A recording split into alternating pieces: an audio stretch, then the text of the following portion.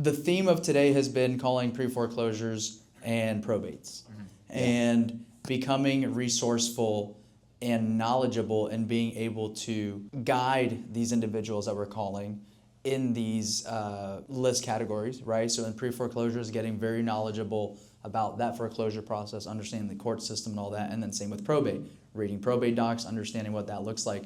And so where do you come in with wholesalers, investors, people are prospecting for leads, we're chasing probate deals, when and how can they use you?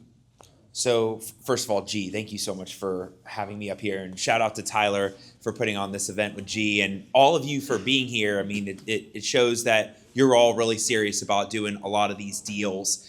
So G, to answer your question, some of the first things that happen, right, is you go direct to seller, whether you're doing your cold call or direct mail, and some of the first conversations you're having with the sellers is, well, they don't exactly own the property.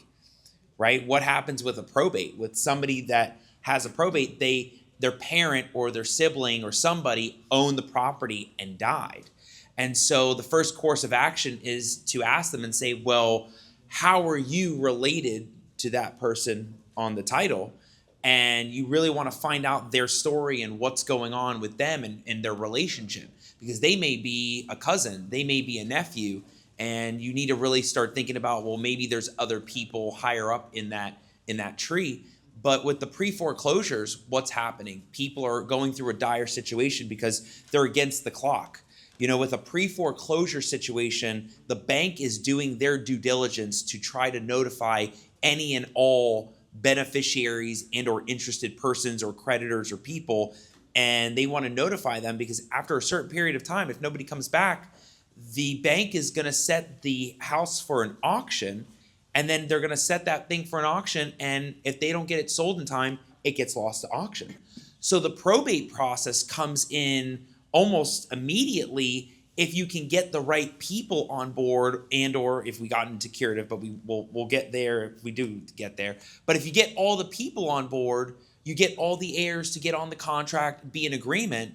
The probate process is merely getting their cooperation to provide documents so that we can get those documents, we can do our analysis, we can figure out what the story is, and then from there execute, right? It's all about, with probate, it's a lot of the front end. The front end is getting the documents that are critical for a probate process to happen. The death certificate is a huge part of this process. Understanding how to order death certificates. So golden nugget for people, if you're not familiar with Vital Check is a great resource. So what's beautiful about Florida is anybody over 18 can order a death certificate without cause of death.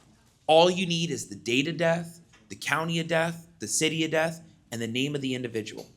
And it's so great because in Florida, they're easy to order. Other states can be a lot harder to order. Like South Carolina, we just dealt with this harder. So just knowing these little factors about what you're going to need to gather, whether they have a will. But the big thing in all of this, G, is we're dealing with title. So before you really get the ball rolling, what I tell investors anytime we've worked together on deals, if you're going to get a contract and go under contract with that seller, you need to take the contract and bring it to the title company. We want to take the guessing out of what's going on the title. Because you and I, we've seen deals where it's not just a warranty deed and that was the last deed on record. Many of these deals are messy with warranty deed and then it's quick claim, quick claim, quick claim, quick claim, quick, and it's like all over the place. So being able to have that resource of going to a title company and saying, I got a contract, we need to run the title report, we got to get the title commitment because I need to know if we have a good clear to close, if we can get this deal done. So it's really being resourceful and knowledgeable about that upfront process on the intake side and being able to have those conversations and come across confidence. Right? With that confidence, you're able to show them, hey, we've been through this before, and we have the resources of where to go. It can be that easy if you have that confidence and you can show them, hey, these are the things we're going to need. So along those lines, I know I'm thinking of your questionnaire now. The That you checklist. have the checklist. Yes. Can you go down? Do you have that memorized Yes, by any chance? I do. All right, everybody take notes because I think the checklist is really where rubber meets the road, right? Yeah. So what is that checklist? When are we, going through this checklist as a wholesaler? We're talking to the seller. We maybe do some research that, like we were taught today. We opened up the probate case. We saw that it might be a son or maybe a spouse that could live there. We skip trace them. We call them. They're like, yeah, that was my mom. She passed away. Boom, checklist, right? Boom. Yeah, right Okay. away. Like this is it. So what's the checklist? So before the checklist happened, I was doing a lot of things like with blind consults. And a lot of us are trying to get these things through and done. Well, it came a point where the volume was at this high point. I said, we need to qualify these deals and these probates. So we developed in our law firm the probate checklist. And on the probate checklist is just a couple of items that you would need. So from the beginning, we're talking about the heir info. So what are their full legal names, their mailing addresses, their email addresses? So that's one. Then we have the death certificate, another important document of record. We cannot even file probate without the death certificate. And sometimes, depending on how many people are deceased, maybe the title company needs some death certificates or there's other post-deceased beneficiaries. So we have that. Then we have the will.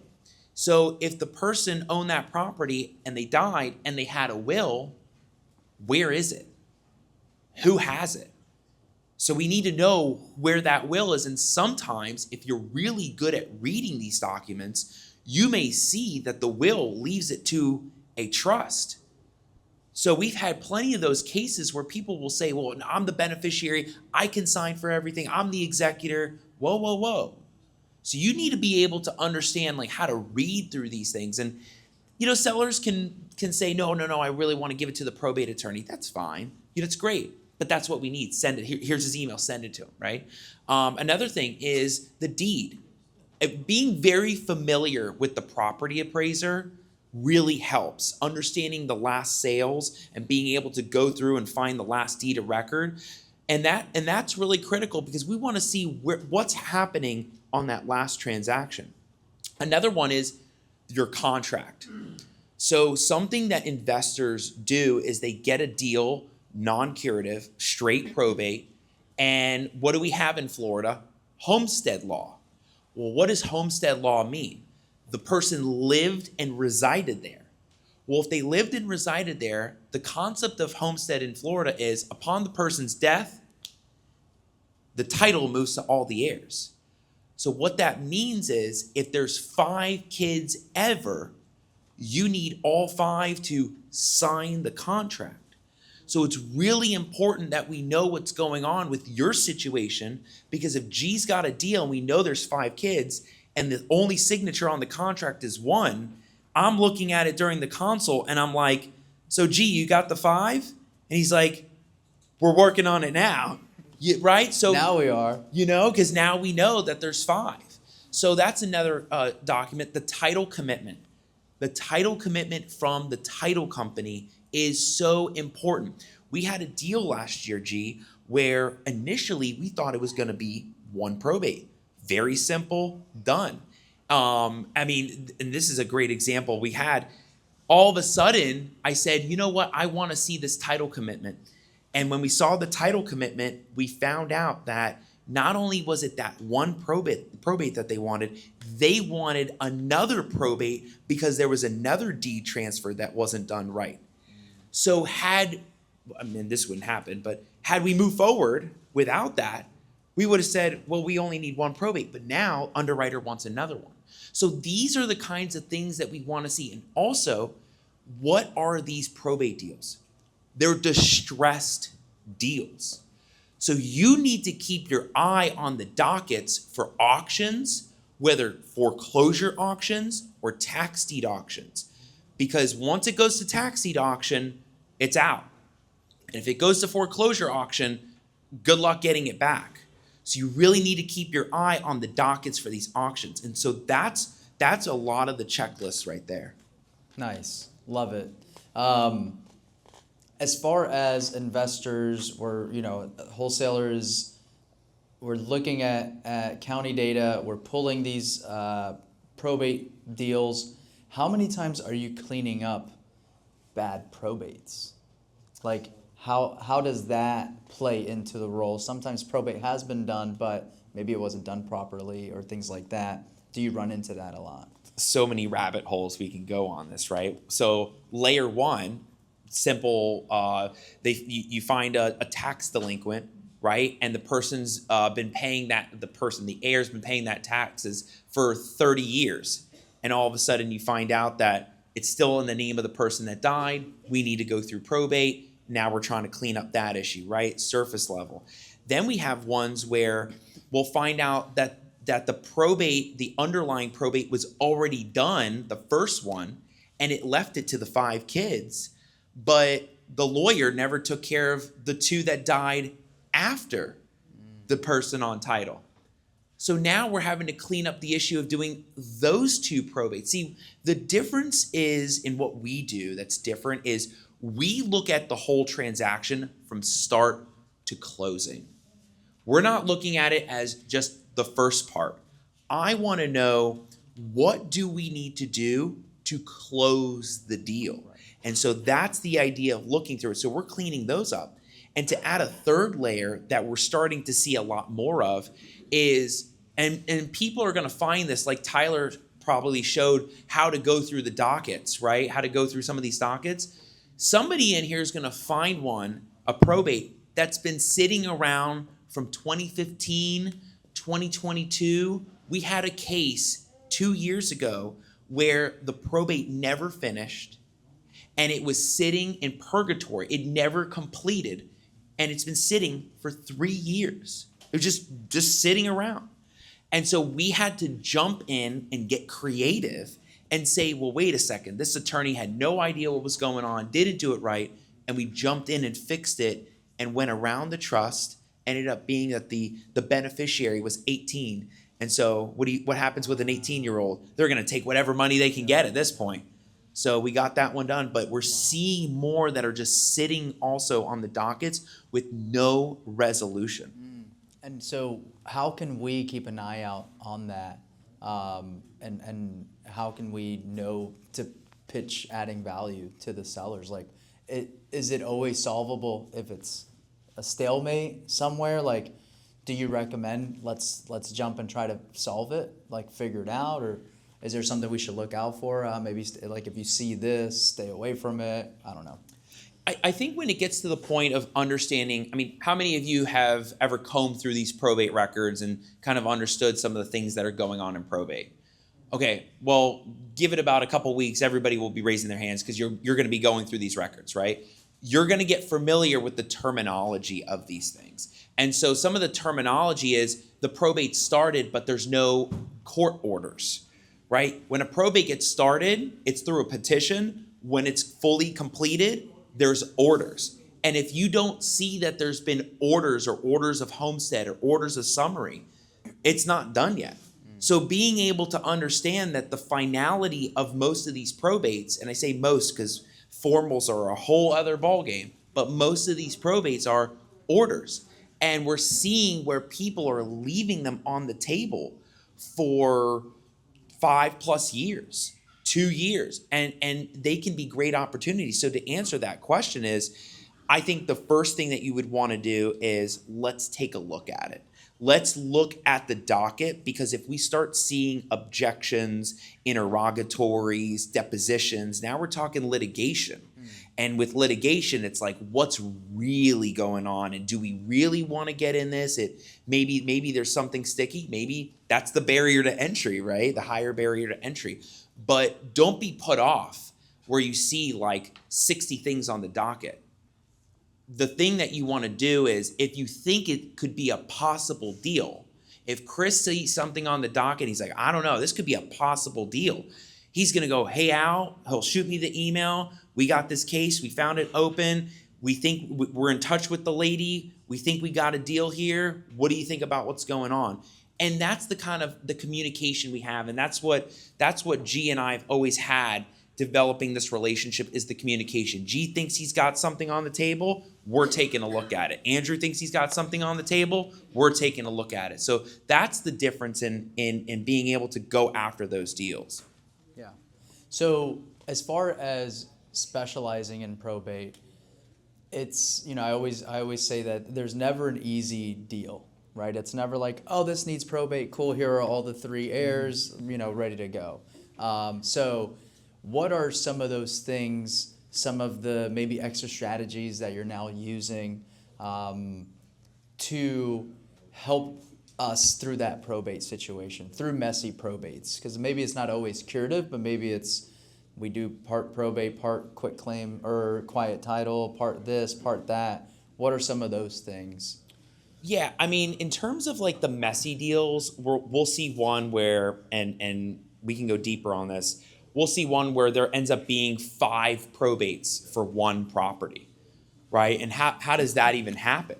You have somebody that's on the title that died, then you have somebody after them that died, and then you have somebody after them that died, and after them that died, and you, the more you keep going after, now we're starting to do some more cleanup on messy titles.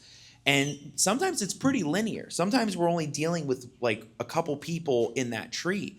Or if we get to some where it's not necessarily curative, but G's got a deal where there's 3 kids and he's got 2 under contract, but he can't find the 3rd one right now.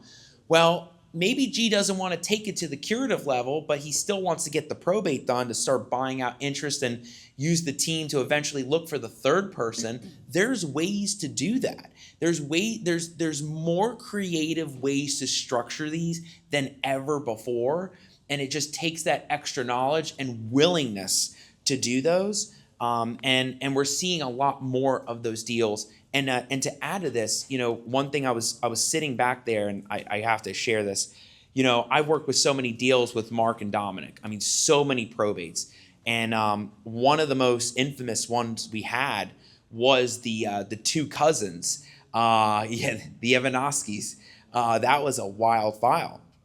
And what was so unique about it was many of these people don't have kids, don't have a spouse, don't have parents, don't have brothers, sisters, nieces, and nephews. And we start going down this, where do we go? How do we even get this done? And so a lot of the tips they talked about with family trees and understanding finding heirs is so critical to this. So in their deal, there ended up being aunts and uncles. And there were like 14 aunts and uncles, and all of them died before the title owner. And all of them had kids, but many, many of those kids died before the title owner. And there ended up being 2 kids at the end of the day. So it's 2 cousins. How many of you probably would have been like, I'm out, right? But you know what the difference is? Is the money is where you say, I'm in. And Florida Sell Now, they were all in on those kind of deals. So they can get super messy, but it takes the extra research. It takes the extra step. And on that deal, they did a big rip on that. So you never know what you're going to come across. But I tell people all the time, G, if you find the probate and you got the cooperation from some people, let's hear it. Let's take a look at it. You are in a room of powerhouse killers. These people know how to do this. We can all work together to figure out how to solve the puzzle. And if the juice is in there and we can do this, let's do it. So what does it look like handing a file over to you? Let's say we do talk to, we get an heir on the phone. They're like, yeah, we'd love to sell it. Me and my brother, we're both on title. Or we know we're going to get the file or we're on the will. We're gonna take over the deed. We'd love to sell it, help us out with probate. What does that look like? How do you take over? What's that process look like? Just the intake side of everything. Well, so if you got the checklist items, the next step we have is they reach out to the office, right? And when they reach out to the office, they're interested in doing the work. And then we get on the conference call together. During the conference call, we are trying to find out who they are, what they are, how are they related, is there anything else? We comb through the documents to see if it's a legitimate will. Because what people don't realize is that just because there's a will, and it may just be like a couple signatures, doesn't mean it's a fully admissible will. So we have to make sure that we got the right kind of things going on in the file.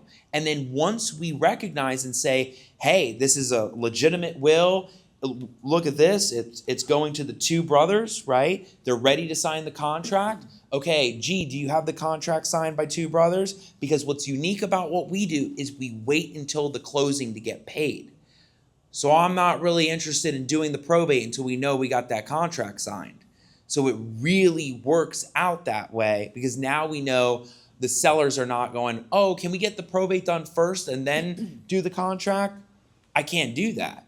So now that I know you have everybody under contract, G's got them, that's when we get the info, we prepare all the documents, we file everything, and eventually we get the court order signed in 3 to 4 weeks. So, and maybe even sooner. Like G was saying, like some of these counties can be even faster.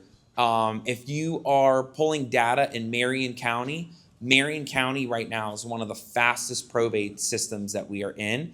We've been able to do probate in less than a week in Marion. Wow. Yeah, Marion is really fast, and Lee is always a fast county. We love that, but and we love Northeast Florida's system. I mean, it's always been efficient. So that's really the upfront process, and eventually, when we get the court orders, we're going to take those court orders and then we're going to send them to the title company, because then the title company is going to take them. They're going to give them to their underwriter, and the underwriter is going to go, now we got the clear to close. Now we can get this done and go from there. Beautiful. And who here has questions for Al? Anybody have some questions? Maybe you're working on a file right now. You might want to have some questions. I'm going to share the checklist that we can prep for you. Absolutely. So if you want to take down my email. Everybody jot this down. Yeah, jot this down. I'll send you the checklist. So email is Nicoletti, NICOLETTI.com. And I'll send you that probate checklist. Al, one more time. Al at Nicoletti.com. Beautiful. Anybody else have any questions?